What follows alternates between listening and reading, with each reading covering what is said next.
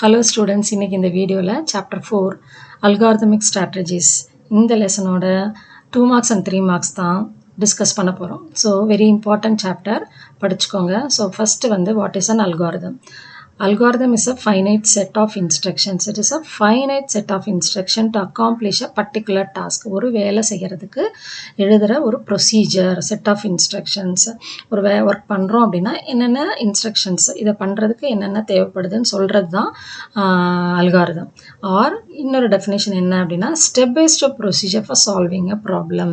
ஒரு problem solve பண்றதுக்கு எழுதுற ஸ்டெப் பை ஸ்டெப் ப்ரொசீஜர் தான் அல்காரிதம், வரிசையாக எக்ஸிக்யூட் பண்ண வைக்கிறது. ஓகேவா? ஃபார் இன்னும் சிம்பிளாக இதை அண்டர்ஸ்டாண்ட் பண்ணோன்னா ஃபார் எல்லா டாஸ்க்குமே நீங்கள் எந்த வேலை பார்த்தாலுமே ஸ்டெப் பை ஸ்டெப் ப்ரொசீஜர் தான். ஃபார் எக்ஸாம்பிள் நீங்கள் காலையில் நீங்கள் ஸ்கூலுக்கு வரணும் அப்படின்னா என்ன பண்ணுவீங்க? மார்னிங் ஸ்டெப் 1 வந்து காலையில் சீக்கிரம் எழுந்திரிக்கணும். So you have to get up early in the morning. Next step you have to take bath, brush your teeth, take bath, அப்புறம் ஹேவ் பிரேக்ஃபாஸ்ட்டு, இந்த மாதிரி இருக்கு இல்லையா? இதுக்கு பேர் தான் algorithm. So every task whatever we are doing step by step ப்ரொசீஜர்னு அர்த்தம். ஓகேவா? ஸோ இன்னும் சிம்பிளாக சொல்லணும்னா டு டூ லிஸ்ட் எழுதுறீங்கன்னு வச்சுக்கோங்களேன், அது ஒரு அல்காரிதம் தான். ஸோ அல்காரிதம் படி நம்ம பண்ணோன்னா ஈஸியாக ஒர்க் பண்ண முடியும். அதே தான் ஒரு ப்ராப்ளம் நான் சிஸ்டமில் கம்ப்யூட்டரில் சால்வ் பண்ணணும் அப்படின்னா அதுக்கு ப்ரோக்ராம் எழுதணும். ப்ரோக்ராம் எழுதுறதுக்கு முன்னாடி அல்காரிதம் எழுதுவாங்க. முன்னெல்லாம் வந்து அல்காரிதம் எழுதிட்டு class 12th standard 11th standard புக்லேயுமே இருந்தது அல்காரிதம் எழுதிட்டு தான் அப்புறம் C++ல ப்ரோக்ராம் எழுதுவாங்க. ஓகேவா? அதுதான் எடுத்த உடனே டேரெக்டாக நம்ம ப்ரோக்ராம் எழுதுனா it is very tough. So first algorithm. For example 2 நம்பரை ஆட் பண்ணுறோம் அப்படின்னா என்ன பண்ணுவோம்? 2 நம்பர் ஆட் பண்ணுறதுக்கு ஃபஸ்ட்டு ஸ்டெப் என்ன அப்படின்னா 2 நம்பர் இன்புட்டாக வாங்கணும். செகண்ட் ஸ்டெப் வந்து 2ஐயும் ஆட் பண்ணணும். ஆட் பண்ணி அதை ஒரு வேரியபிளில் ஸ்டோர் பண்ணணும். தேர்ட் ஸ்டெப் என்ன பண்ணணும்? அதை பிரிண்ட் பண்ண வைக்கணும். அப்புறம் ஸ்டாப் பண்ணணும். இதுதான் step by step procedure. So அப்புறம் இதை எழுதுனதுக்கப்புறம் நம்ம வந்து ஒரு லாங்குவேஜ், ப்ரோக்ராமிங் லாங்குவேஜ் யூஸ் பண்ணி அதை வந்து அதுக்கு ஒவ்வொரு ஸ்டெப்புக்கும் கரெக்டான அந்த லாங்குவேஜ்க்கு ஏற்ற மாதிரி ஸ்டேட்மெண்ட் எடுத்து எழுதணும். ஓகேவா? ஸோ இதுதான் வந்து அல்காரிதம்னு பேர். ஓகேவா? ஸோ இது வந்து ஃபார் எக்ஸாம்பிள் நீங்கள் நான் இந்த 2 நம்பர் ஆட் பண்ணணும்னு சொன்னேன் இல்லையா? அப்போ ஃபஸ்ட்டு எடுத்தோடனே அல்காரிதமில் ஃபஸ்ட்டு ஸ்டெப் வந்து ஸ்டார்ட்டுன்னு எழுதுவோம். So start. நெக்ஸ்ட் ஸ்டெப் வந்து என்ன பண்ணுவோம்னா 2 நம்பர் ஆட் பண்ணணும் இல்லையா? Read A and B. Okay. Third step வந்து 2ஐயும் ஆட் பண்ணி ஒரு வேரியபிளில் ஸ்டோர் பண்ணோம். ஸோ அதை வந்து S is equal to A plus B இப்படியும் எழுதலாம். Add the numbers and store in the variable S அப்படின்னு கூட சொல்லலாம். சரியா? அடுத்தது வந்து பிரிண்ட் பண்ணணும். 2ஐயும் இந்த Sன்ற ரிசல்ட்டை வந்து பிரிண்ட் பண்ணணும். அவ்வளோதான். 5th ஸ்டெப் வந்து ஸ்டாப். இதுக்கு பேர் தான் algorithm. So step by step procedure for solving a given problem. இது அப்படியே நம்ம வந்து டைரெக்டாக C++ ப்ரோக்ராமில் அப்படியே எழுதுவோம். ஸோ ஸ்கேன்எஃப் யூஸ் பண்ணுவோம். ஃபார் எக்ஸாம்பிள் பைத்தான், நீங்கள் 12th பைத்தான் தான் யூஸ் பண்ணுவீங்க இல்லையா? ஸோ இன்புட் ரீடுனா இன்புட் யூஸ் பண்ணுவோம். அடுத்தது இதே அசைன்மெண்ட் ஸ்டேட்மெண்ட் யூஸ் பண்ணி எழுதுவோம். டிஸ்பிளே பண்ணுறதுக்கு பிரிண்ட் ஸ்டேட்மெண்ட் யூஸ் பண்ணுவோம். ஓகே. ஸோ இப்படி தான் வந்து அல்காரிதம் எல்லா ப்ராப்ளத்துக்கும் ஃபஸ்ட்டு நம்ம வந்து அல்காரிதம் எழுதணும். So algorithm is a step by step procedure for solving a problem. Okay. So next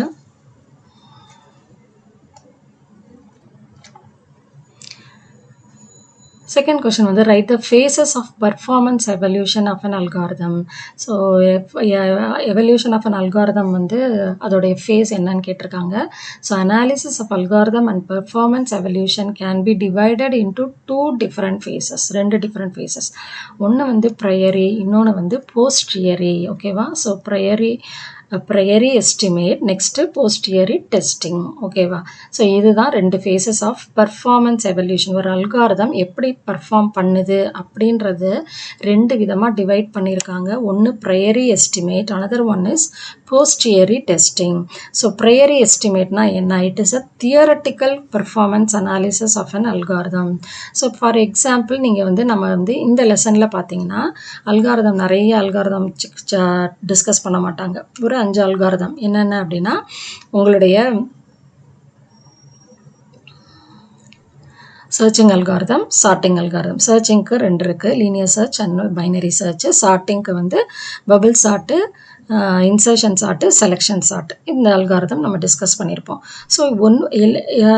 so சர்ச்சிங்க்கு வந்து நமக்கு 2 அல்காரிதம் இருக்கு இல்லையா? அப்போ இந்த 2ல் எது பெஸ்ட்டாக பர்ஃபார்ம் பண்ணுது, so which is the efficient ஒன்று, அதெல்லாம் தான் டிஸ்கஸ் பண்ணுறதுக்கு இந்த டைம் காம்ப்ளெக்சிட்டி, ஸ்பேஸ் காம்ப்ளெக்சிட்டி இதெல்லாமே யூஸ் பண்ணுவாங்க. ஸோ ஒரு ஆக்சுவல் ப்ராஜெக்டோ சாஃப்ட்வேரோ டெவலப் பண்ணுறதுக்கு இந்த மாதிரி அல்காரிதமோட எஃபிஷியன்சியெல்லாம் செக் பண்ணி தான் டெவலப் பண்ணுவாங்க. ஓகேவா? ஸோ ப்ரையரி எஸ்டிமேட் அப்படின்னா என்ன அப்படின்னா, it is a theoretical performance analysis of an algorithm. So அந்த algorithm for example linear search, binary search இருக்குது. 2 சர்ச் இருக்கும்போது நம்ம வந்து எது எஃபிஷியன்ட்டுன்னு சொல்லலாம் அப்படின்னா பைனரி தான். லீனியரை விட பைனரி தான் எஃபிஷியன்ட் ஒன்று. அது ஏன்றதை அப்புறம் பார்க்கலாம். ஸோ ப்ரையரி எஸ்டிமேட்னா என்ன அப்படின்னா, அந்த அல்காரிதமோட தியரட்டிக்கல் பெர்ஃபார்மன்ஸ் சொல்கிறதுக்கு பேர் தான் ப்ரையரி எஸ்டிமேட். ப்ரையரி அப்படின்னா before. So before executing that algorithm on the system அப்படின்னு அர்த்தம். அப்படின்னா அல்காரிதத்தை போய் நம்ம வந்து சிஸ்டமில் பண்ண முடியாது. அல்காரிதம் எழுதுனதுக்கப்புறம் அதுக்கு கோடிங் எழுதி அதை சிஸ்டமில் ரன் பண்ண வைக்கணும் இல்லையா? அப்போ தான் நமக்கு சொல்யூஷன் கிடைக்கும். ஸோ அதை பண்ணுறதுக்கு முன்னாடி இது தியரட்டிக்கலாக சொல்கிறதுக்கு பேர் தான் ப்ரையரி எஸ்டிமேட்டு. இவ்வளோ டைம், இவ்வளோ ஸ்டெப்ஸ் இருக்குது, ஸோ இவ்வளோ டைம் எடுக்கும், இவ்வளோ செகண்ட்ஸ் எடுக்கும், அப்புறம் இவ்வளோ மெமரி ஸ்பேஸ் தேவைப்படுது அப்படின்னு தியரியாக கால்குலேட் பண்ணால் that is called as priori estimate. ஓகேவா? ஃபார் எக்ஸாம்பிள் ஒரு கார் வாங்க போகிறீங்க அப்படின்னா, இந்த கார் எவ்வளோ மைலேஜ் கொடுக்குது, எவ்வளோ மைலேஜ் கொடுக்கும் அப்படின்னு சொல்லுவாங்க இல்லையா? கார் வாங்க போகிறப்போ அந்த ஷாப்பில் வந்து சொல்லுவாங்க இல்லையா? That is called theoretical performance. அதே வந்து போஸ்டியரி டெஸ்டிங் அப்படின்னா என்ன, அந்த காரை வந்து டெஸ்ட் ரன் பண்ணி இது இவ்வளோ மைலேஜ் கொடுக்குதா அப்படின்னு டெஸ்ட் பண்ணுவீங்க இல்லையா? That is called as posteriori testing. அப்போனா this is called performance measurement how the algorithm works. அதுக்கு பேர் தான் போஸ்டியரி டெஸ்டிங். ஓகேவா? ஸோ எவ்வளோ நம்பர் ஆஃப் ஆக்சுவலாக அதுக்கு போஸ்டியரிக்கு டெஸ்ட் பண்ணிட்டு தான் அப்புறம் சாஃப்ட்வேரே ரிலீஸ் பண்ணுவாங்க. அப்போ போஸ்டியரி டெஸ்டிங்னா என்ன அர்த்தம் அப்படின்னா, அந்த அல்காரிதத்தோட கோடிங் எழுதி அதை ரன் பண்ணி பார்ப்பாங்க. அது எவ்வளோ டைம் எடுக்குது, எவ்வளோ செகண்ட்ஸ் எடுக்குது execution, that is running time எவ்வளோ செகண்ட்ஸு, அப்புறம் எவ்வளோ மெமரி ஸ்பேஸ் தேவைப்படுது அப்படின்னு கால்குலேட் பண்ணுறது தான் போஸ்டியரி டெஸ்டிங். அப்போ லீனியர் சர்ச்சுக்கும் பைனரி சர்ச்சுக்கும் அப்படி கண்டுபிடிச்சிட்டு அப்புறம் அது எது பெஸ்ட்டு எது, அப்போ பைனரி சர்ச் தான் எஃபிஷியன்ட்டு அப்படின்னு சொல்லியிருக்காங்க. ஓகேவா? ஸோ இதுதான் வந்து second one. So priori, posteriori, 2 phases of performance evolution of an algorithm. Okay, so next question போகலாம்.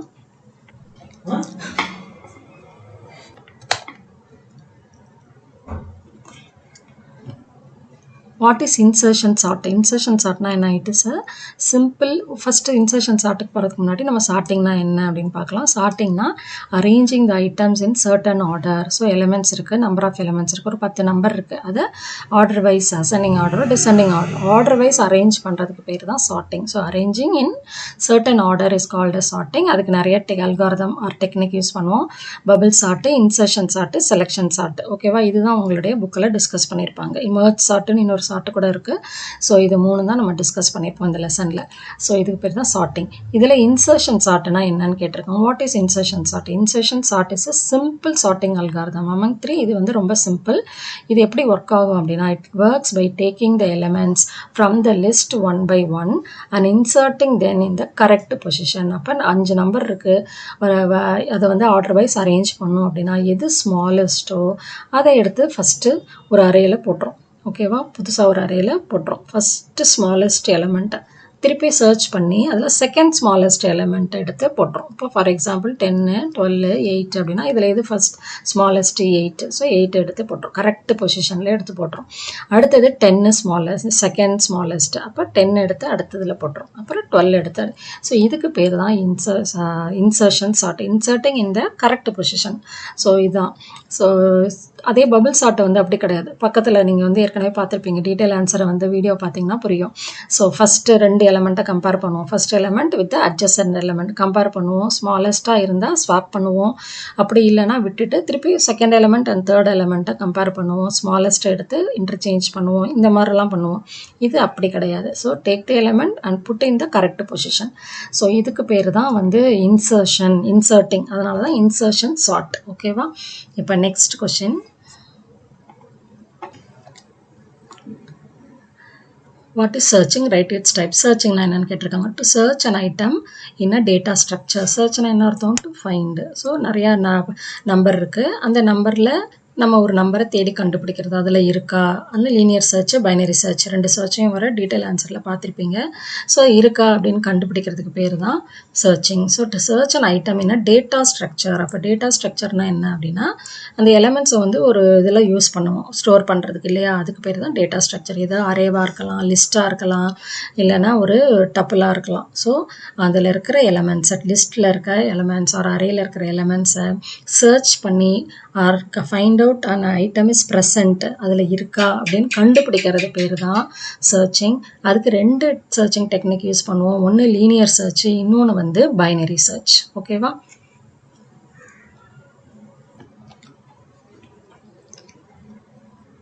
Next 3 marks. First list the characteristics of an algorithm. So points மட்டும்தான். இது 5 marksல டீட்டெயிலாக நான் எக்ஸ்பிளைன் பண்ணியிருக்கேன். அந்த வீடியோ போய் பாருங்கள், டிஸ்கிரிப்ஷனில் கொடுக்குறேன், அந்த வீடியோ போய் பாருங்கள், இன்னும் புரியும். ஸோ அந்த அல்காரிதம் டெவலப் பண்ணால் அதோடைய கேரக்டரிஸ்டிக்ஸ்லாம் என்ன, அதுக்கு என்னெல்லாம் ப்ராப்பர்ட்டி இன்புட் இட்ஸ் அல்காரிதம் வந்து இன்புட் எடுக்கணும், கண்டிப்பாக அவுட்புட் கொடுக்கணும், finiteness, definiteness, effectiveness, correctness, simplicity, unambiguous, feasibility, portable, independent. ஓகேவா? இந்த ப்ராப்பர்ட்டிஸ் எல்லாம் இருக்கணும். ஸோ இது வந்து நான் ரொம்ப டீட்டெயிலாக எக்ஸ்பிளைன் பண்ணியிருக்கேன் டீட்டெயில் ஆன்சர் வீடியோவில். நீங்கள் அதை போய் பாருங்கள், புரியும்னா.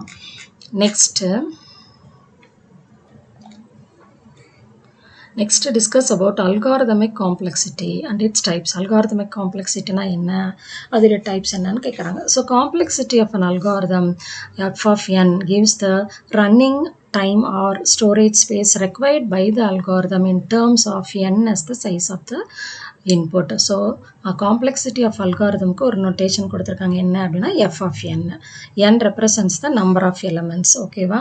So it gives the running time. அந்த algorithm எவ்வளோ running time, execution time எடுத்துக்குது, அதுக்கு எவ்வளோ memory தேவைப்படுது, storage space required by the algorithm for n as the size of the input data. So n. So n-னா என்னோட வேல்யூ 5னா கண்டிப்பாக running time for example இது 5ன்னு வச்சுக்கோங்களேன். அப்போ ரன்னிங் டைமும் ஸ்டோரேஜ் ஸ்பேஸும் கம்மியாக இருக்கும். அதே 50 or 100னா it will be more. So அதுதான் complexity of an algorithm. 2 types இருக்கு. என்ன காம்ப்ளெக்சிட்டினா கண்டிப்பாக டைம் காம்ப்ளெக்சிட்டி. ரொம்ப ரொம்ப அல்காரிதம்னாலே டைம் அண்ட் ஸ்பேஸ் இது ரெண்டும் தான். ஒரு அல்காரிதம் எஃபிஷியன்ட்னா லெஸ் டைம் எடுத்துக்கணும், execution time that is running time லெஸ்ஸாக இருக்கணும், கம்மியாக இருக்கணும். அதே சமயத்தில் மெமரி ஸ்பேஸும் கம்மியாக யூஸ் பண்ணணும். அப்படி இருந்தால் தான் அது எஃபிஷியன்ட் அல்காரிதம்னு சொல்லுவோம். So the time complexity of an algorithm is given by number of steps taken by the algorithm to complete the process. ஒரு ப்ராசஸ் பண்ணுறதுக்கு எத்தனை ஸ்டெப்பு தேவைப்படுது, அந்த ஸ்டெப்பை எக்ஸிக்யூட் பண்ணுறதுக்கு எவ்வளோ டைம், எவ்வளோ செகண்ட்ஸ் தேவைப்படுது. செகண்ட்ஸில் தான் சிஸ்டம் எக்ஸிக்யூட் பண்ணுது இல்லையா? ஸோ அதுக்கு பேர் தான் டைம் காம்ப்ளெக்சிட்டி. ஓகே.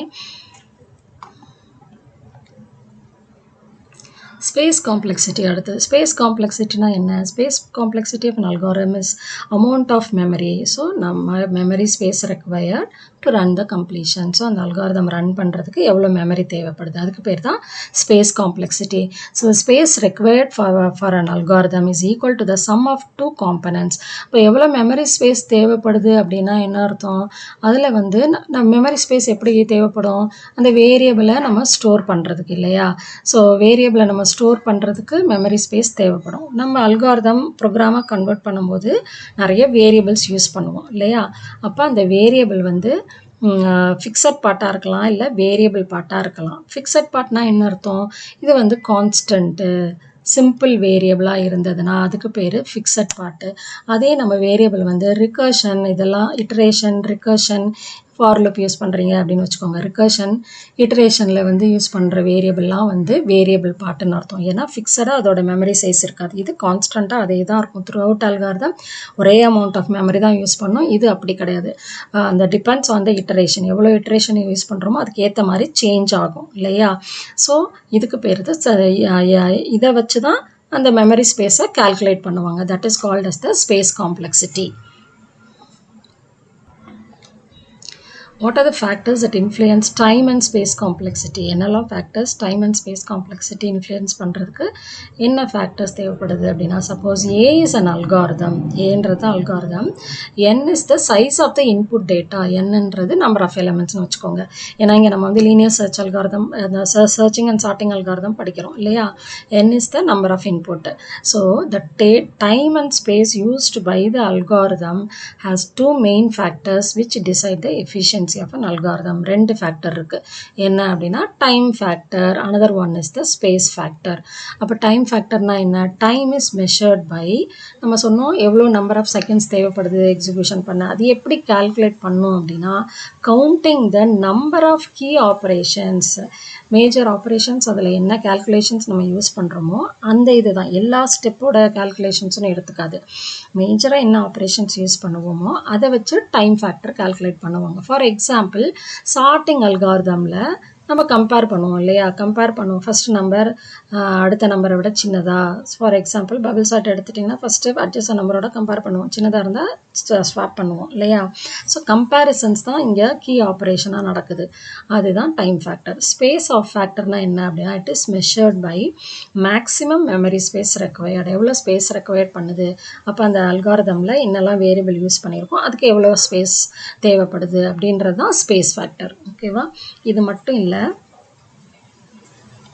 ஆக்சுவலாக மேலே சொன்ன 2 பாயிண்ட்ஸோடு நம்ம நிறுத்திக்கலாம். ஆனால் இதையுமே சம்டைம்ஸ் எக்ஸ்பெக்ட் பண்ணுறாங்க, அதனால இதையுமே எழுதுங்க. இது என்ன அப்படின்னா, அந்த எக்ஸிக்யூஷன் டைம் இருக்கு இல்லையா, அந்த எக்ஸிக்யூஷன் டைம் வந்து depends on number of factors. Okay, complexity தான் நமக்கு கொஷினில் கேட்டிருக்காங்க, பட் எக்ஸிக்யூஷன் டைமுக்கும் ஃபேக்டர்ஸ் கொடுத்துருக்கிறதுனால இதையும் சேர்த்து எழுதி வைங்க சரியா. ஆனால் 2 மார்க்ஸ் இருந்தால் அது 2 மட்டும் எழுதினா போதும். 3 மார்க்ஸ்ன்றதுனால இதையும் எழுதிடுங்க சரியா. ஸோ என்னென்ன ஃபேக்டர்ஸ் டிபெண்ட்ஸ் அப்படின்னா, ஸ்பீட் ஆஃப் த மிஷின், நம்ம என்ன மிஷின் யூஸ் பண்ணுறோம் அது ஸ்பீடை பொறுத்து இருக்குது. நம்ம வந்து i5 சப்போஸ் மெயின் ஃப்ரேம்ஸ் நார்மலாக நம்ம வீட்டில் இருக்கிற பிசி தட் இஸ் i5 i3னா ஸ்பீடு கம்மியாக தான் இருக்கும், அதே மெயின் ஃப்ரேம்னா ஃபாஸ்ட்டாக இருக்கும் இல்லையா. So it depends on the speed of the machine. Compiler and other system software, என்ன கம்பைலர் யூஸ் பண்ணுறோம், என்ன ஆப்ரேட்டிங் சிஸ்டம் யூஸ் பண்ணுறோம், என்ன லாங்குவேஜ் யூஸ் பண்ணி அந்த அல்காரிதமுக்கு ப்ரோக்ராம் எழுத போகிறோம். C++ will take more time, அதே பைத்தான் வந்து லெஸ் கோடிங் இல்லையா, அதனால் அது கண்டிப்பாக கம்மியாக தான் எக்ஸிக்யூஷன் டைம் எடுக்கும். அப்புறம் volume of data required, number of inputs, எவ்வளோ இன்புட்ஸ் கொடுக்க போகிறோம். 5னா சீக்கிரமாக முடிச்சோம், அதே 500 1000 அப்படின்னா இருந்ததுன்னா நிறைய டைம் எடுக்கும். ஓகேவா.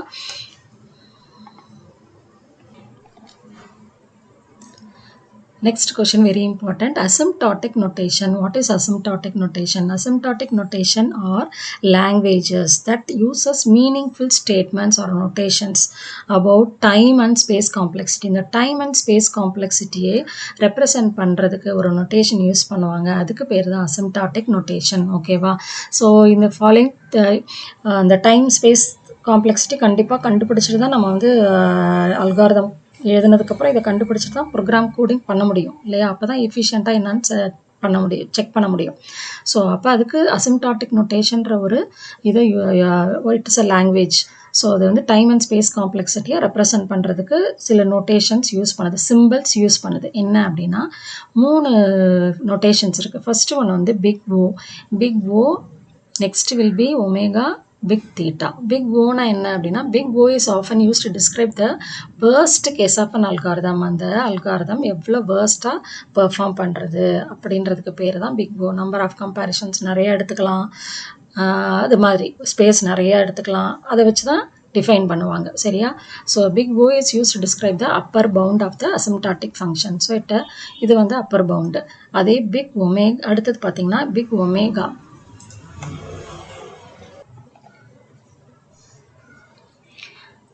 பிக் ஒமேகான்றது ரிவர்ஸ் ஆஃப் பிக் ஓ. ஓகேவா, இதெல்லாம் 1 mark. It is use to describe the lower bound, that is best case. So எஃபிஷியண்டான அல்காரிதம் அப்படின்னு அர்த்தம் சரியா. ஸோ பெஸ்ட் கேஸ், எவ்வளோ பெஸ்ட்டாக பெர்ஃபார்ம் பண்ணுது அந்த அல்காரிதம். ஸோ நம்ம டைம் காம்ப்ளெக்சிட்டி கம்மியாக இருக்கலாம் அந்த மாதிரி. So when an algorithm has the complexity so with lower bound equal to upper பவுண்டுனா வி சே பிக் தீட்டான்னு அர்த்தம். ஓகேவா. ஸோ இது வந்து என்ன அப்படின்னா ஆவரேஜ் கேஸ்ன்னு அர்த்தம். ஸோ வேர்ஸ்ட் கேஸ்னால் பிக் ஓன்றது 0ன்னு வச்சுக்கோங்க. So best average worst case. ஒமேகான்றது பெஸ்ட் கேஸு. thetaன்றது average case. So we say that an algorithm has the complexity O n log n and omega n log n. It's actually has the complexity theta n log n. அப்போ complexity வந்து O n log n னா omega n log n னா average case, that is theta will also be n log n, which means a running time of the, because ரெண்டுமே equal, upper bound and lower bound equal இல்லையா, அதனால complex average case, that is big theta will also be n log n. ஓகேவா? So இது வந்து இது எல்லா அல்காரிதமுக்கும் இந்த big O value என்ன, பிக் ஒமேகா வேல்யூ என்ன, பிக் தீட்டா வேல்யூ என்ன அப்படின்னு நிறைய எல்லாத்துக்குமே இருக்குது, ஃபார்முலா யூஸ் பண்ணி கண்டுபிடிச்சி இருக்குது. உங்கள் புக்கில் இங்கே கொடுக்கல.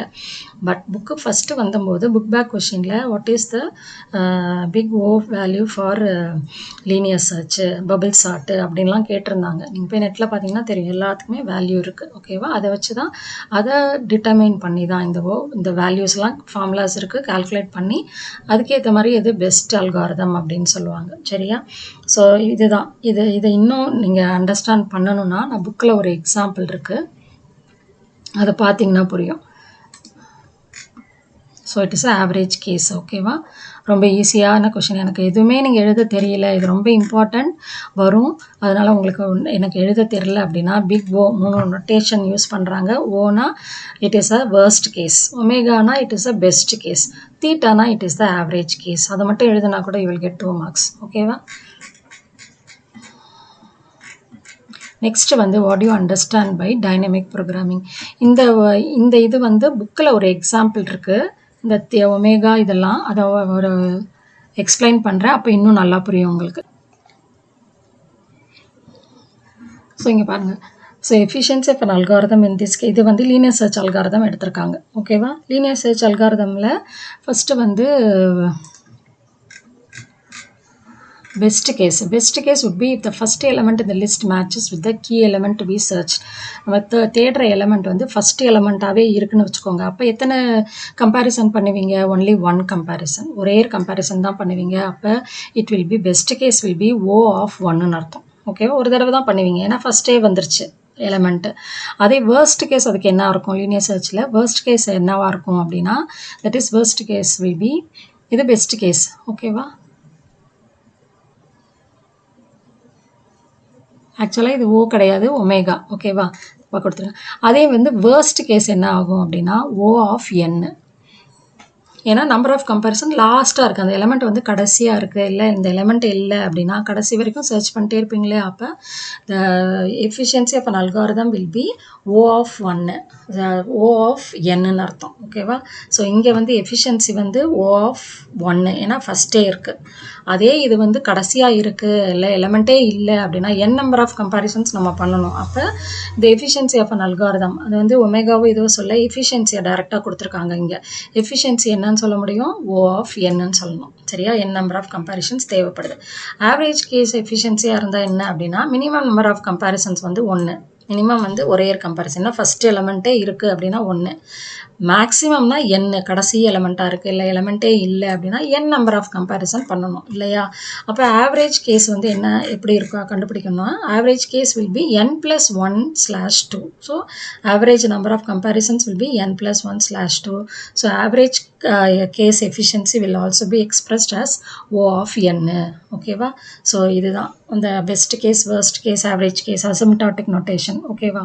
இப்போ next, So what do you understand by dynamic programming? So dynamic programming na என்னன்னு கேட்டிருக்காங்க. So dynamic programming is used whenever a problem can be divided into similar sub problem. ஒரு பெரிய ப்ராப்ளத்தை சின்ன சின்ன ப்ராப்ளமாக பிரிச்சுட்டு so that the results can be reused to complete the process. So பெருசாக அப்படியே வச்சு சால்வ் பண்ணாமல் அதை சின்ன சின்ன ப்ராப்ளமாக ஸ்ப்ளிட் அப் பண்ணிவிட்டு அந்த சப் ப்ராப்ளமோட ஆன்சரை பெரிய ப்ராப்ளத்துக்கு யூஸ் பண்ணால் அதுக்கு பேர் தான் டைனமிக் ப்ராப்ளம். ஃபார் எக்ஸாம்பிள் Pன்ற ஒரு ப்ராப்ளம் இருக்குது அப்படின்னா அதை நான் ஸ்ப்ளிட் பண்ணுறேன் P1, P2, P3 அப்படின்னு வச்சுக்கோங்க.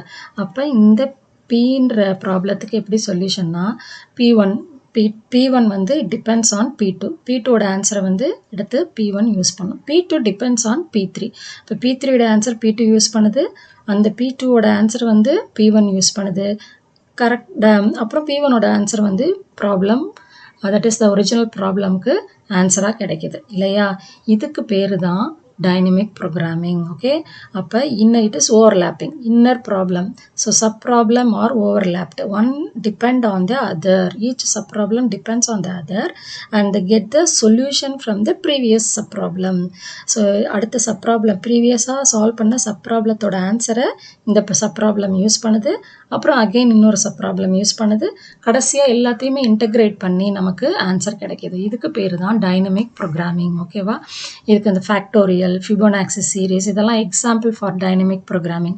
So for every inner, dynamic programming approaches are used to find the solution in an optimized way. So best answer, best solution, best பண்ணனும், ப்ராப்பரா பண்ணனும் அப்படின்றதுக்காக தான் இந்த dynamic programming approach are used. ஓகேவா. So for every inner sub problem, dynamic algorithm will try to check the result of the previously. இது ஏற்கனவே சொன்னேன், previous sub problem ஓட ஆன்சரை யூஸ் பண்ணி தான் ஒரிஜினல் ப்ராப்ளத்தோட மெயின் ப்ராப்ளத்தோட ஆன்சர் கிடைக்குது. ஓகேவா. அண்ட்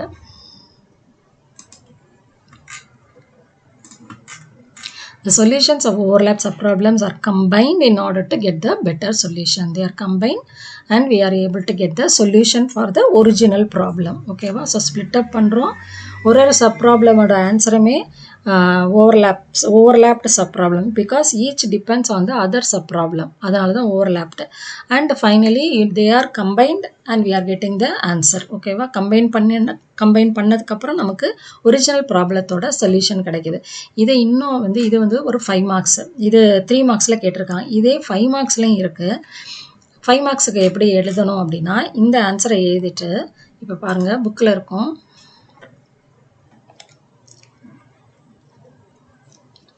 ஸோ அந்த 5 மார்க்ஸோட ஆன்சர் எப்படி எழுதணும்னா அதை எழுதிருங்க. அது டெஃபினேஷன் எழுதினதுக்கப்புறம் steps to do dynamic programming எழுதிக்கோங்க. ஸோ கிவன் ப்ராப்ளம் அதே தான் திருப்பி ஸ்டெப் கொடுத்துருப்பாங்க. Given problem divided into overlapping sub problem. ஓகேவா. Optimum solution for the problem can be achieve by using the smaller sub problem. Sub ப்ராப்ளத்தோட ஆன்சரை எடுத்து தான் we are able to get the solution for the given problem.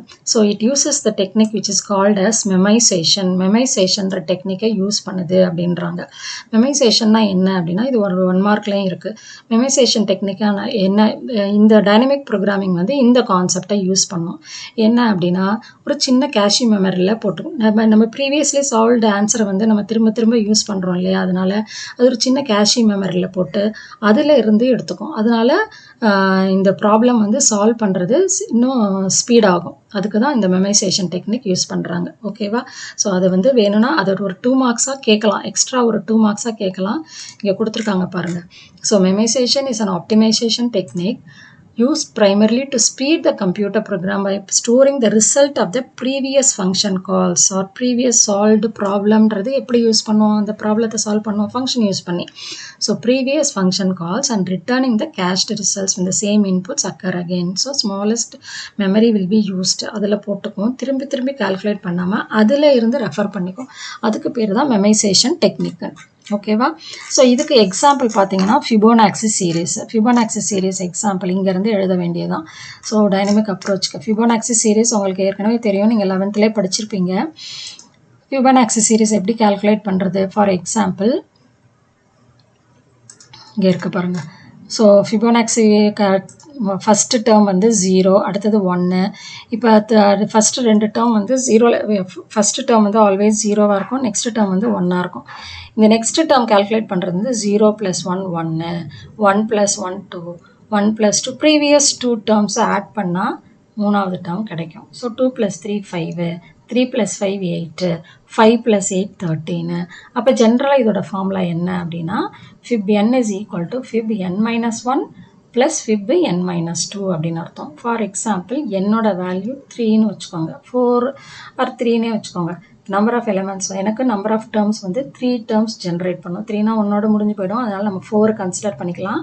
4 terms வரைக்கும் generate பண்ணணும் அப்படின்னா அப்போ fib 4ன்றது equal to fib 4 - 1 அப்படின்னா that is 4 - 1 will be 3, f3 plus 4 minus 2 will be F2. இப்போ தேர்ட் டேர்ம் செகண்ட் டேர்மையும் ஆட் பண்ணால் எனக்கு fourth term கிடைக்கும்னு அர்த்தம். ஓகேவா? அப்போ இது ஃபஸ்ட்டு செகண்டு தேர்டு ஃபோர்த். இது வேணும்னா இந்த ப்ரீவியஸ் ரெண்டு டேர்மையும் ஆட் பண்ணால் உனக்கு கிடைக்கும். சரியா? 1 + 1 is equal to 2ன்னு அர்த்தம். ஓகே, புரிஞ்சிச்சா? ஸோ இப்படி தான் கால்குலேட் பண்ணுவோம். அப்போ இந்த ஃபிபோனாக்சி சீரீஸை எப்படி எழுதணும் அப்படின்னா, first step 1 print the initial values of Fibonacci. First எடுத்தோன்னே இனிஷியலைஸ் பண்ணிக்கணும். Initialize f0 is equal to 0, f1 is equal to 1. 0ன்றது first term, f1ன்றது second term. ஓகேவா? ஸோ அப்போ calculate first initialize the values. Next அது ரெண்டையுமே print பண்ணிடணும். இப்போ print பண்ணால் நமக்கு வந்து first ரெண்டு term கிடச்சிரும் இல்லையா? 0 and 1 கிடச்சிரும். ஸோ 0 and 1 கிடச்சிரும். 1. Calculate the Fibonacci. Fib is equal to, Fibன்றது current termனு அர்த்தம். ஓகேவா? f0 plus f1. அப்போ 0 plus 1 you will get 1. ஓகேவா? ஸோ இப்போ இதுக்கு இப்போ கால்குலேட் பண்ணதுக்கப்புறம் ஸ்டெப் 4 பிரிண்ட் பண்ணணும். இந்த ஸ்டெப்பை மாற்றி கொடுத்துருக்காங்க. இங்கே இந்த ஸ்டெப் வரணும், அடுத்தது தான் இது பிரிண்ட் பண்ணிடணும். ஸோ 1 பிரிண்ட் பண்ணியாச்சு. அப்புறம் என்ன பண்ணும்? இப்போ அடுத்த டேர்ம் ஜென்ரேட் பண்ணோன்னா இதை விட்டுறணும். அப்போ இது வந்து f0 ஆகணும், இது f1 ஆகணும். அப்போ தான் நமக்கு அடுத்த டேர்ம் ஜென்ரேட் பண்ண முடியும் இல்லையா? அப்போ அதுதான் இங்கே சொல்லியிருக்காங்க. அப்போ f0 is equal to f1. முன்னாடி என்னவா இருந்தது? 0வா இருந்தது, இது 1ஆ இருந்தது, இது ஃபிப்பா இருந்தது இல்லையா? அப்போ f0 is equal to f1, f1 is equal to fib. அப்போ இது ரெண்டையும் மாற்றிட்டேன்னா உங்களுக்கு ஆன்சர். திருப்பி கோ டு ஸ்டெப் 2, திருப்பி பிரிண்ட் பண்ணுங்கள். ஸ்டெப் 2ல் என்ன பண்ணணும்? கால்குலேட் பண்ணிவிட்டு அடுத்தது பிரிண்ட் பண்ணுங்கள், திருப்பி அசைன் பண்ணுங்கள். இதை ரிப்பீட் பண்ணிகிட்டே இருக்கணும் நமக்கு நம்பர் ஆஃப் டேர்ம்ஸ் வந்து ஜென்ரேட் பண்ணுற வரைக்கும். ஓகேவா? ஸோ இதுதான். ஸோ 10 டிஜிட்ஸ்க்கு வந்து கீழே கொடுத்துருக்காங்க, நீங்கள் பாருங்கள். ஸோ இதில் டைனமிக் ப்ரோக்ராமிங் கான்செப்ட் எப்படி அச்சீவ் பண்ணுறாங்க அப்படின்னா, ஃபார் எக்ஸாம்பிள் 4 டேர்ம்ஸ் நான் ஜென்ரேட் பண்ணணும் அப்படின்னா f4ன்னு வச்சுக்கோங்க. அப்போ எனக்கு வந்து f3 formula wise f3 f2 தேவைப்படுது இல்லையா? f3 and f2. f3 வந்து again it needs f2 f1. திருப்பி f2க்கு f1 இல்லையா? f1 + f0. ஓகே, அவ்வளோதான். அந்த f1 திருப்பி பண்ணது. ஏன்னா f1 f0க்கு நமக்கு ஏற்கனவே இனிஷியல் வேல்யூஸ் இருக்குது. அவ்வளோதான். இதை ஸ்ப்ளிட் அப் பண்ண முடியாது. இங்கே f2வை திருப்பி ஸ்ப்ளிட் பண்ணோம், f1 அண்ட் f0. ஓகேவா? அப்போ f2க்கு வந்து இந்த ரெண்டு வேல்யூ வருது, ப்ரீவியஸ் வேல்யூஸ்.